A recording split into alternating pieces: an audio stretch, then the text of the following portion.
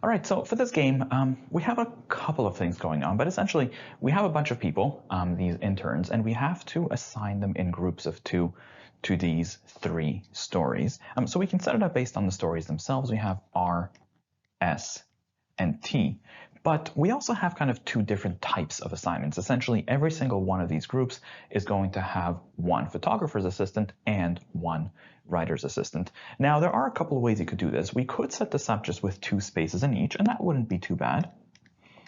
And then we would essentially have one photographer, one writer, one photographer, one writer, one photographer, one writer. But as a rule of thumb, if you ever find yourself in a situation where you're essentially duplicating the types for each group, right? Each one of these has one of these and one of those, one of these and one of those. It's generally a better idea to offload those types into tiers instead. So what we'll do here is we'll essentially set it up as a 2-tiered game. So for each position, we have to have one photographer and one writer. The benefit of doing this is that it gives you a little bit of a visual aid in terms of seeing similar things together. If you want to compare all the photographers, you just look across here. If you want to compare all the writers, you look across there. If you set it up with kind of photographer, writer, and so on and so forth, you'll find that you'll have to kind of skip along in order to compare similar things. So comparing photographers requires looking at this guy and then looking at this guy and looking at this guy. It's a minor little point that's not easily obvious, but when we organize information, we generally want to keep things together. It makes manipulating the information a lot easier, a lot more efficient. So from there, we have the elements themselves. We've got F, G, H, J, K, and L. So we got our 6 people here and the rules. I guess let's take a look. First rule, G and L will both be in the same field. So that's kind of nice. Essentially, visually, it'll end up that G and L are just going to be in the same horizontal plane. So what I'll do is I'll just do something like G and L are going to be kind of in that same horizontal parallel. Next, we are told that F and K will be trained in different fields. So we can do kind of the same thing, that F and K are not except wait a minute. If F and K are not in the same, I mean, we only have 2 fields, so they're going to be split between the 2 different types. So one of them is going to be a photographer, one of them is going to be a writer's assistant. But we know that one of these 2 fields is already going to have G and L, right? So effectively, we can kind of make a deduction here. This means that G and L are going to have to go with one of F or K, and that's going to lock that row completely. So, we can really rewrite both of these rules to say that in one of the rows, we're basically going to have G, we're going to have L, and we're going to have either F or K. And then in the other of the 2 rows, we just don't know which one's which, we're going to have, again, the other of F or K, and everybody else who's left over. We have H, and we have J. So that's pretty good. We kind of know the groupings in terms of who the photographers and the writer. I mean, we don't know which ones are photographers and writers, but we do know the general groupings in terms of the role. So that's kind of nice. Anyways, next, H will be trained as a photographer's assistant. Now that does a lot of heavy lifting because that means that these guys are going to be the photographers. So we can kind of say that photographers are going to be these guys, which means the writers are going to be those guys. So we actually do know that, yeah, these guys are going to go on the bottom and these guys are going to go on the top. Next, J is assigned to Tuscany. So J has to go to Tuscany, except we know that J happens to be a photographer's assistant. So we can actually lock him into place permanently. He goes here. Next, K is not assigned to Spain. So we can say K does not go to Spain. So K is not here. Oh, and we don't really know whether K is up here or down here. Although if K was a photographer's assistant, then he would definitely have to go here. That's pretty good. And I guess this would have to be H because H is the other photographer. But if K is down here, I suppose it's well, I guess they still wouldn't go here, but they could go here or there. You know what? This might be worth exhausting. We can just play out the 2 possibilities for which row K could go into. So if K is up top, essentially that would mean that K has to go here, and then this would be an H. And then down below you would have G, L, and F, and they have no restrictions. They can do whatever, really. Now, in the bottom scenario, if K goes down here, so over here we would have to have F and H, which I guess they could go either or. And K, I guess K just couldn't go in here, so this would have to be either G or L, and then K could kind of just shuffle between the other two positions. So we have a bit more flexibility there. So I guess from there, let's take a look. So to the questions, number 18 is our standard exclusion question. So we go through the rules. First rule is that G and L have to be in the same field. Wait a minute. Oh, I'm entirely wrong. This is not an exclusion question. Let's readjust. The question is asking what could be a complete setup of the photographers.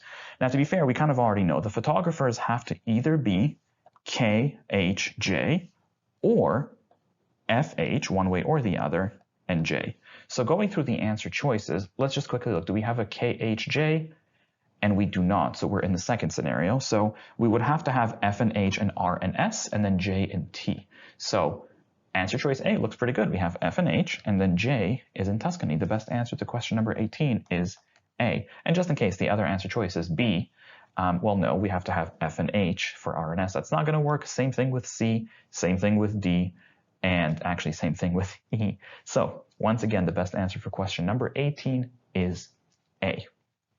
Next, number 19. If F goes to Romania, so if we have F going to Romania, that, I suppose that is consistent with both of these possibilities, isn't it? Because we could have F in Romania over here, or we could have F in Romania over there. So there's flexibility here. You know what? Let's see what we can do. Maybe we can do this mentally based on our exhaustions. The question is, what must be true?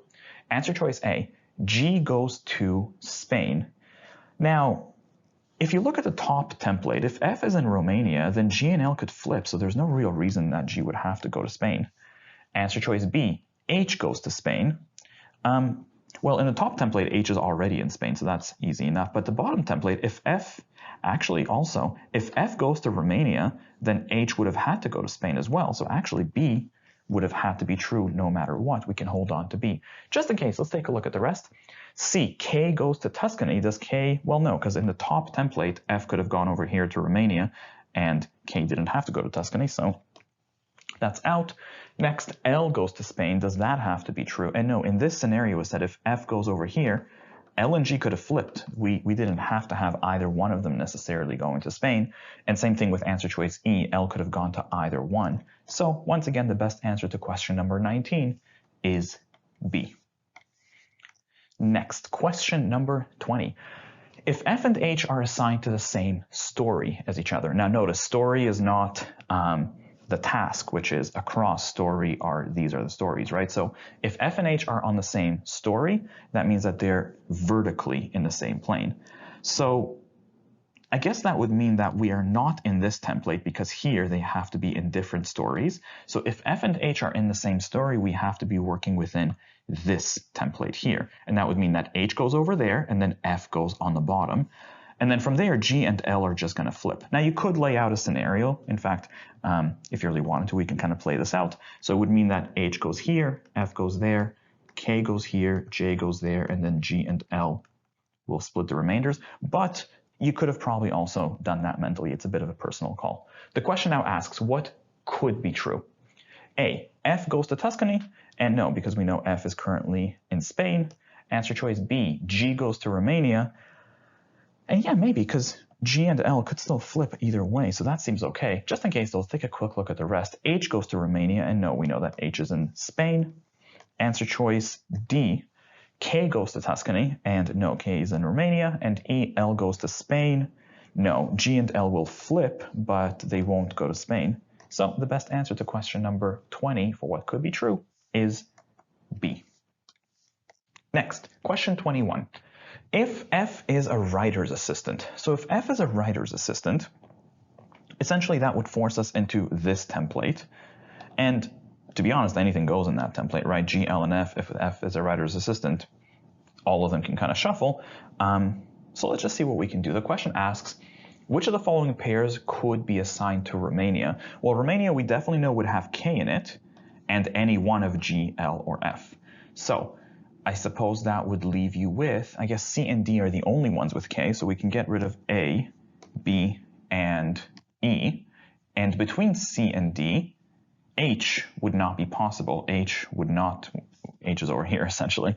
So that gets rid of answer choice C and leaves us with answer choice D for question number 21.